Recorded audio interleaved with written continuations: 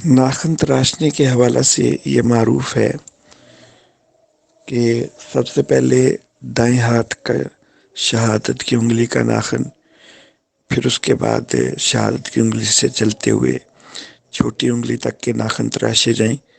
फिर बाएं हाथ की छोटी उंगली से शुरू करके अंगूठे तक के नाखून तराशे जाएं और आखिर पर दाएं हाथ के अंगूठे का नाखून तराशा जाए। इस हवाले से मैं ये गुजारिश करना चाहूँगा कि ये तरतीब किसी हदीस मुबारक में साबित नहीं है।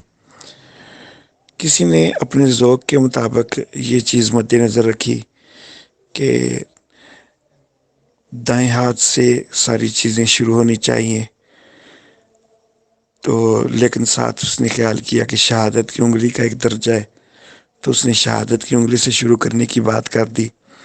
तो ये सिर्फ किसी ने अपने ज़ौक़ के मुताबिक बात कही और उसको लोग सुन्नत समझ रहे हैं, हालांकि ये किसी हदीस में साबित नहीं है।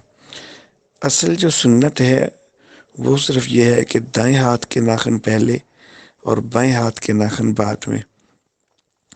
और ये अंगूठा छोड़ देना तो ये तो उल्टा जो है वो खिलाफ सुन्नत बन जाएगा।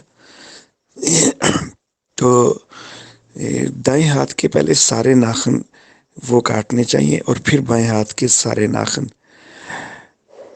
दाएं हाथ के नाखून जो हैं तो उनकी तरतीब छोटी उंगली से अंगूठे तक हो या अंगूठे से छोटी उंगली तक हो। तो इसमें यह है कि अगर ज़्यादा हम दाएं तरफ की सिमत को तरजीह दें तो फिर अंगूठे से छोटी उंगली तक जाना होगा, क्योंकि नाखून तराशते वक़्त हाथ का रुख अपनी तरफ होता है और नाखूनों का रुख अपनी तरफ करके जिस वक़्त नाखून तराशे जाते हैं तो अंगूठा जो है वो सबसे दाएं होता है।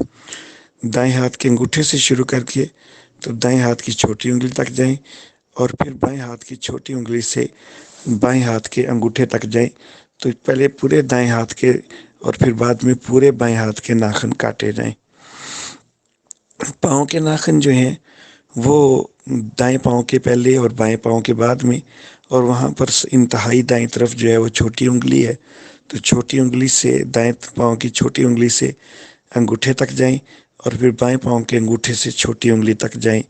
तो ये ज़्यादा मुनासिब अंदाज़ होगा। हाज़ा मा इंदी वल्लाहु आलम बिस्सवाब।